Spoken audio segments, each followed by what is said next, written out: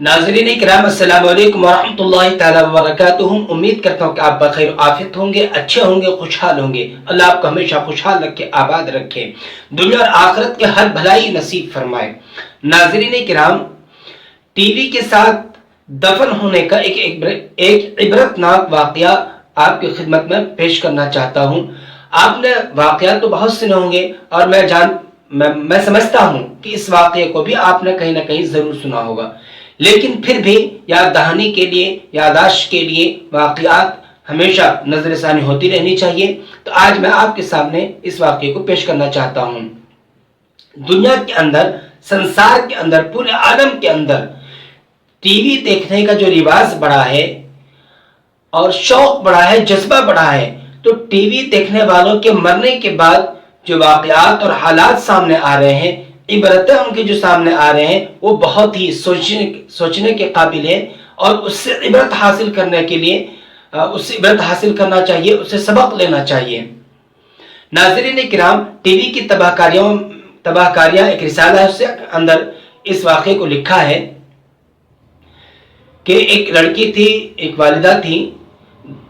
तो वालिदा अपनी बेटी से कहती है, लड़की से कहती है कि देखो आज हमारे घर के अंदर मेहमान आने वाले हैं, उसकी अफ्तारी की तैयारी कराओ।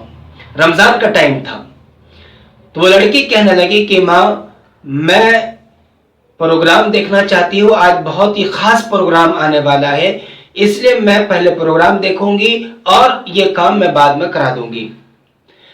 माँ ने जिद भी की कि नहीं, आपको प्रोग्राम नहीं देखना है, टीवी नहीं देखना, पहले इस काम को कराओ, हाथ बटाओ, साथ दो। उस लड़की ने एक भी बात नहीं सुनी, माँ को ठुकरा दिया, माँ की बातों को नहीं माना और उसने उस टीवी को लेकर के मंजिल के ऊपर वो चली गई कमरे के अंदर और कमरा बंद करके कुंडी लगा के वो टीवी देखने में मशगूल हो गई। इतने में वक्त पूरा हो गया, अफ्तारी का टाइम भी हो गया, मेहमान भी आ गए, अफ्तारी करने लगे। माँ आवाज देने लगी कि बेटी आ जाओ, अफ्तारी कर लो, लेकिन कोई आवाज ना आई। माँ ने आवाज लगाई कि बेटी आ जाओ, आप भी अफ्तारी कर लो, सब मेहमान आ चुके, सब खाने से फारिग हो चुके, सब अफ्तारी करके फारिग हो चुके, आप भी आ जाओ, लेकिन कोई आवाज ना आई। तो माँ के दिल के अंदर एक एहसास पैदा हुआ, एक तशवीश हुई, डर और खौफ हुआ कि शायद कोई बात है। तो वो कमरे पर गई, कुंडी बजाई, आवाज दी, दस्तक दी, लेकिन कोई आवाज अंदर से नहीं आई। अब उसके माँ बाप, भाई बहन वगैरह भी सब आ गए, सब ने आवाज लगाई, सब ने पुकारा, कहा, लेकिन कोई भी आवाज अंदर से नहीं आई। यहां तक कि सब लोग इकट्ठे हो गए और दिल के अंदर ये डर और खौफ हो, कोई ना कोई तो बात है। इसलिए उस कमरे के दरवाजे को तोड़ा गया तो देखा टीवी चल रही है और वो लड़की ऊंधी मुंह पड़ी हुई है और इंतकाल कर चुका है। अब उस लड़की को उठाने के लिए लोग तैयार हो गए, उठाने लगे, तो वो इतनी भारी हो चुकी थी जैसे किसी ने बहुत ज्यादा पहाड़ रख दिया हो, बहुत ज्यादा टन वजनी हो चुकी थी। अब कैसे उठाएं, क्या करें, किसी को समझ में नहीं आ रहा था। एक शख्स के जहन में आया कि यहां से टीवी हटा दें। तो उसने जब टीवी को उठाया तो वो लाश, वो मैयत हल्की हो गई, खुद ब खुद हाथों में वो आ गई, उठने लगी।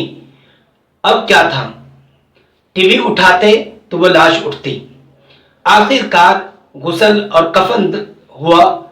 अब कब्रिस्तान ले जाने लगे तो नाज़रीन किराम, टीवी आगे आगे और जनाजा पीछे पीछे कब्रिस्तान पहुंचा।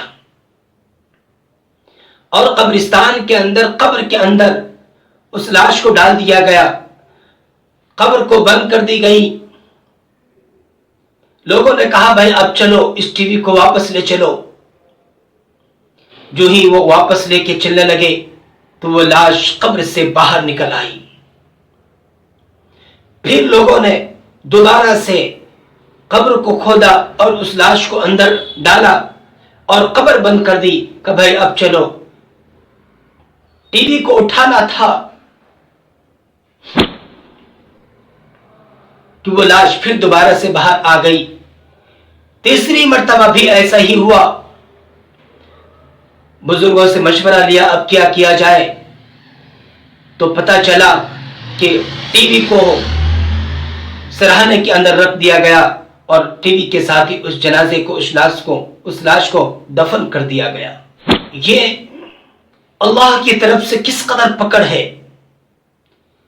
उसका आप खुद सोचिए, अंदाजा लगाइए उस लड़की का क्या हाल हुआ होगा, क्या हश्र हुआ होगा, क्या कुछ ना सजा मिली होगी।